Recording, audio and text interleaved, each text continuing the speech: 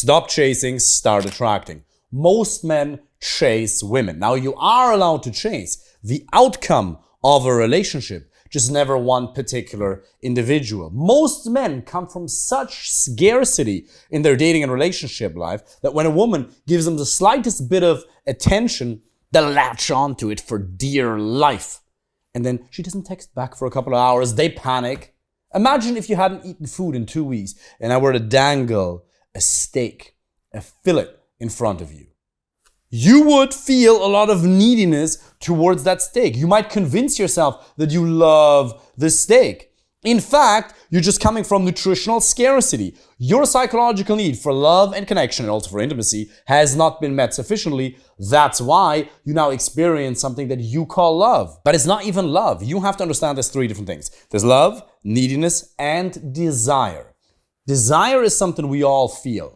It's the sensation of wanting. Nothing wrong with that. Love is a spiritual or a religious concept that has nothing to do with wanting or needing. It's simply giving. You see a dog, you love the dog. Yes, you want the dog's love, but you really just want to wish beings well, as Jack Kornfield says. You want to contribute beyond yourself. That's what love ultimately is. It has nothing to do with what you really get. Obviously, there's a love that you experience with friends. It's a deep, warm sensation. But it has nothing to do with what you ultimately get. Now then, there is neediness. The sensation that I need her, that my happiness depends on her.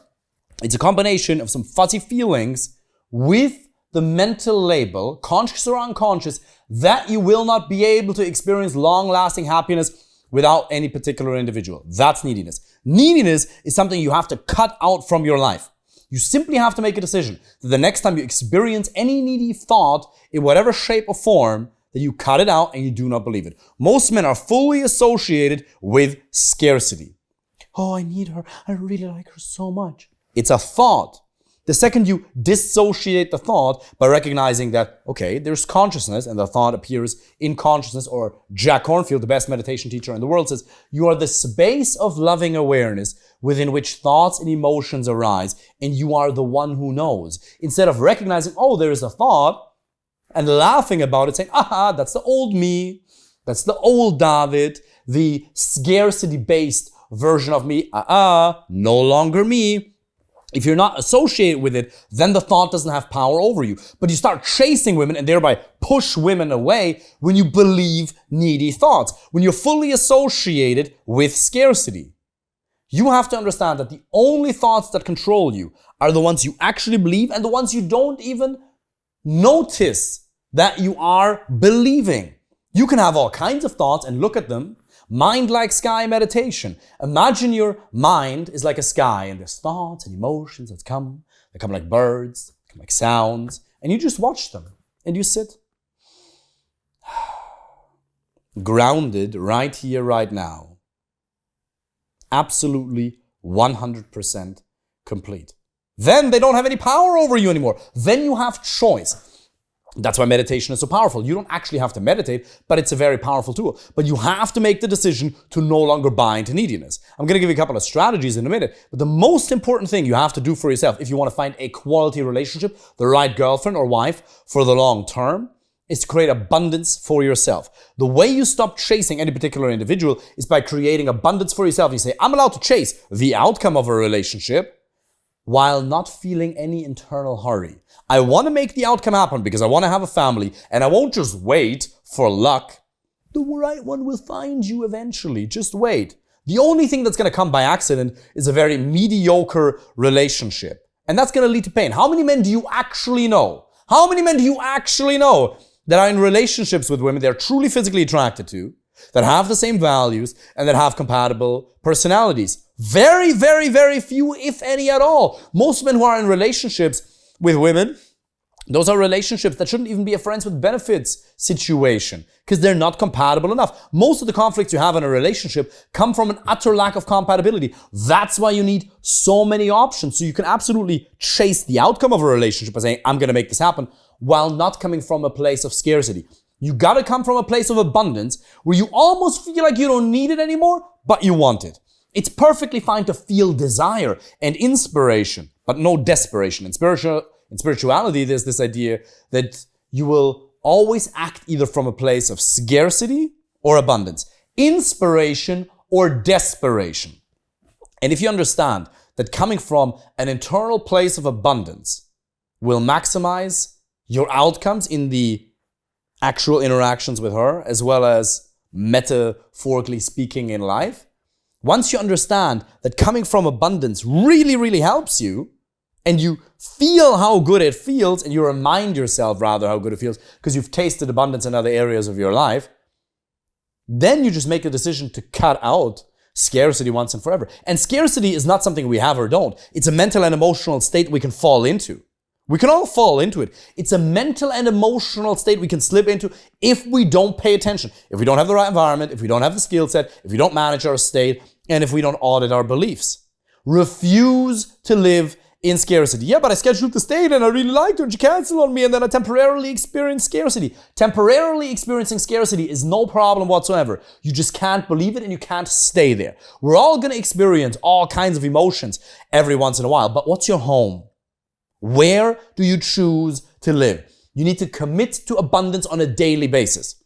And if something goes wrong, say, next. Marsha Rosenberg, founder of Nonviolent Communication, clearly says, any psychological need you have can be met independently of any particular person. You don't need any particular person. Nobody. We come from tribes of 100, 200 people 300,000 years ago where plenty of people were to die. If our happiness were to ultimately depend on one particular person, we would never be able to experience happiness again. Now, obviously, if a family member dies, you can't replace that individual, but you can replace the function. And it sounds gruesome and morbid, but it's actually a beautiful fact of life. There are so many beautiful people in this world that can meet your need for love and connection. You need to create abundance for yourself. Commit yourself to the outcome of a relationship while coming from a place of abundance. You want to take inspired action. Now, again, as I alluded to earlier, most people then say, well, I'm not going to chase. I'll just let women come to me. Nonsense. How's that been working out so far? Unless you have millions of followers on social media.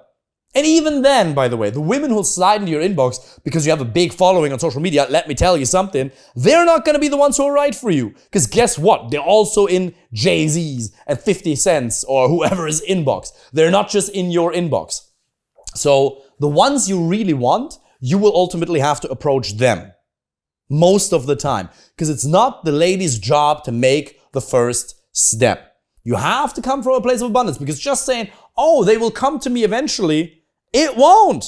It really won't. Even if you're like an amazingly looking guy, you have to go through a process of learning to approach a person, improving your communication skills, setting boundaries, understanding the dynamics of attraction to then navigate a relationship 6 to 12 months down the line better. Do you know how many guys I know that are successful, good looking, that are doing well in a lot of areas, physically fit, that get pussy whipped in a relationship?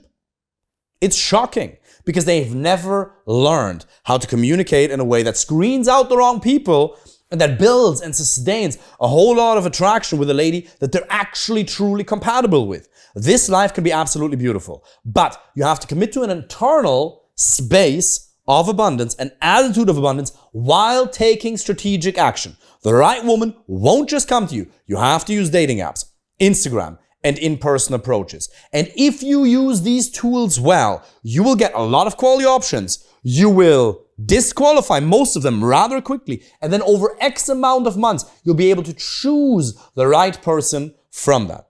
But every single day, you have to remind yourself of abundance, abundance, abundance. And also, by the way, here's a pro tip. Write down 20 reasons as to why it would be a gift for the right woman to be in a relationship with you.